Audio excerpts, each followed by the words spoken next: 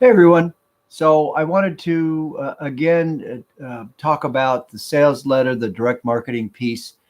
Many of you attended my Monday class, uh, the live class or the Zoom class that we did, and then Tuesday some of you signed up for that, and then were there. And unfortunately, uh, technology didn't work a little bit. I did have a class, but only had one student in that class, and then some of you were sitting in another room, and it just didn't work out, and I apologize for that. But I just wanted to put this video up and let you all know what I expect from that letter. So basically, again, there are two choices. You can write a formal sales letter, which would be consist of 4 paragraphs: attention, interest, desire, action. And then, or you can create a direct mail piece. And I've given you examples of that direct mail piece. If you go to the pages tab on your Canvas Canvas format and look at that, there are several examples. They're basically flyers that you could create. Again, you need to address it to a customer. Make sure that you have some kind of incentive there. So let's start with the letter real fast.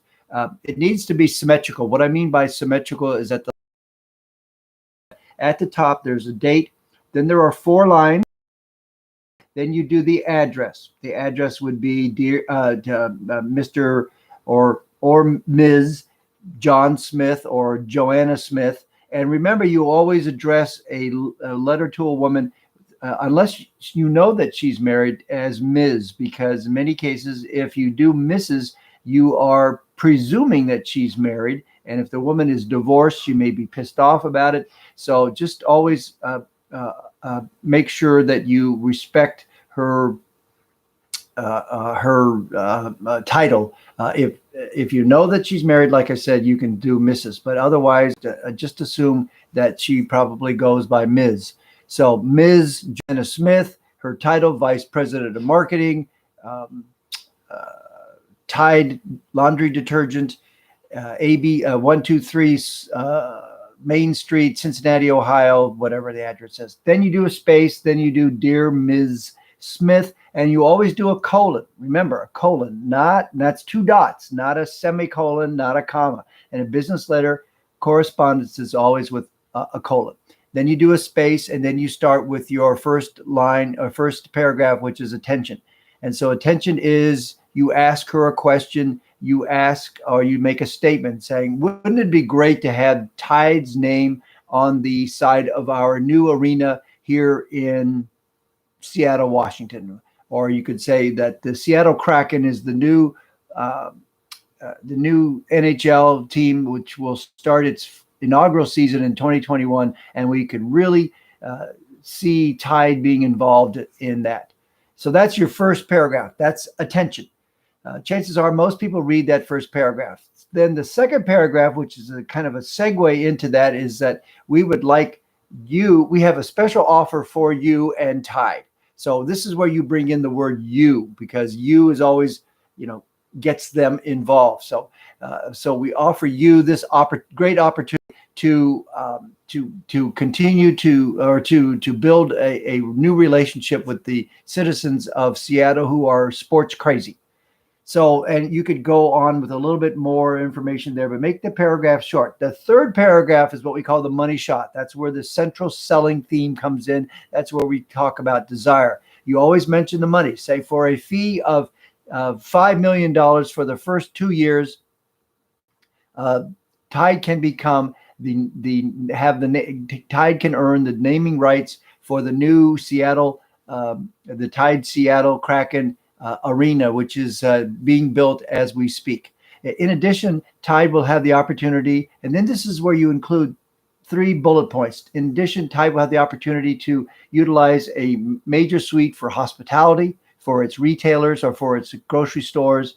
Will have name association not only on the arena but on all vehicles, on the team players as well. And the third bullet point will be able to utilize the players, or will be able to utilize its association with the Seattle Kraken in all marketing purposes. So those are your 3 benefits that we include for Tide to consider. Your fourth paragraph is the call to action.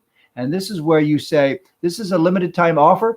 We're making this offer first to you because we believe that this is the beginning of a beautiful relationship.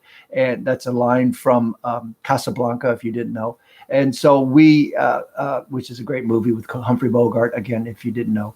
And so you say that this is the beginning we believe this is the beginning of a great relationship between the Seattle Kraken and Tide laundry detergent, and we believe this could be a long-term relationship or long-term association.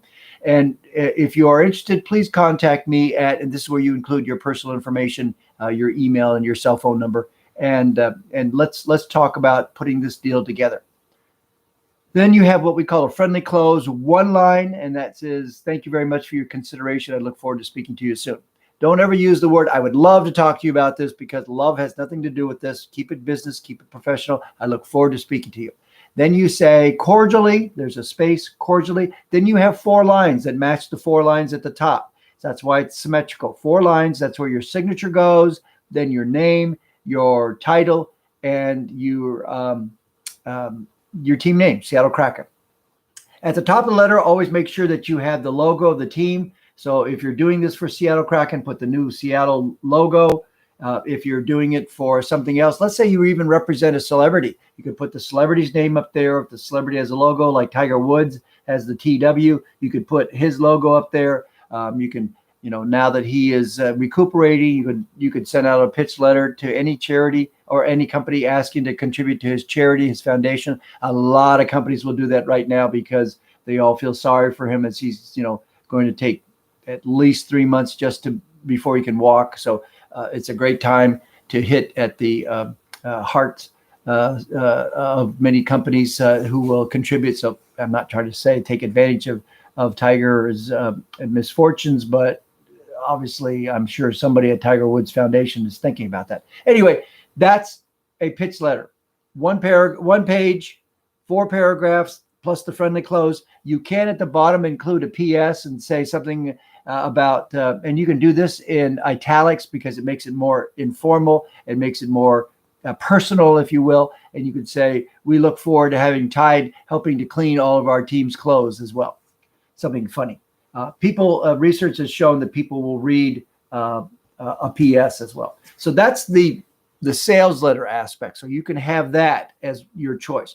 If you choose to do the direct marketing piece, then you need to create a marketing piece. So it's something that either comes to your mailbox or it comes to your email box. So you have to, if it's coming to your mailbox, you obviously have to make sure that it has, it could be on the flip side, so you don't have to worry about that. I'm just worried about the front side, the one that I would read. But on the flip side would be your mailing address to dear customer. But in many cases, it gets, just as a hint, it gets better read if it's personalized. Okay, so if it says dear resident or dear customer or to whom it may concern, it's going to get tossed. So today, most direct mail pieces will come to a home and they're addressed to the homeowner or to the resident because we've got research enough and we've got databases big enough or sophisticated enough that know how to do that.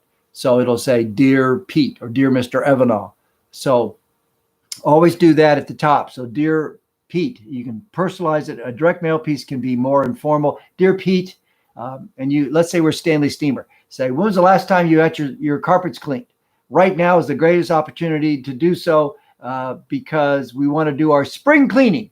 And now, between now and March 17th, here's the opportunity to have Stanley Steamer come in and clean all your rugs for the great one-time price of $199. Yes, $199. With that amount, you get at least 3 rooms cleaned for that price.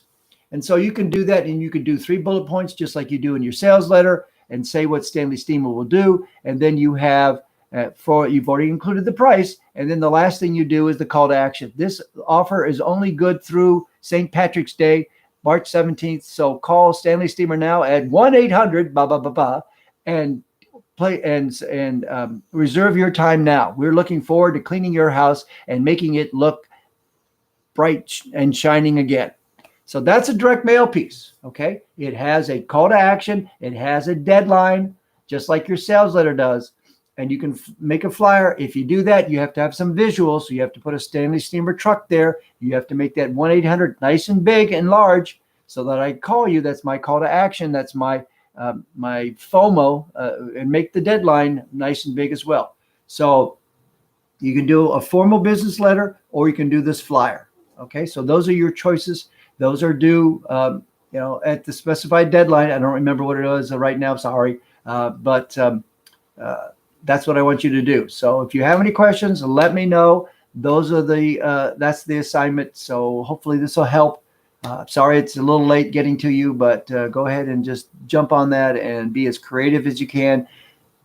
Be concise. I'm always a big believer in conciseness. That's how I grade you. Proofread everything, make sure there's no typos, and get her done. All right. If you have questions, send me an email. All right. Thank you.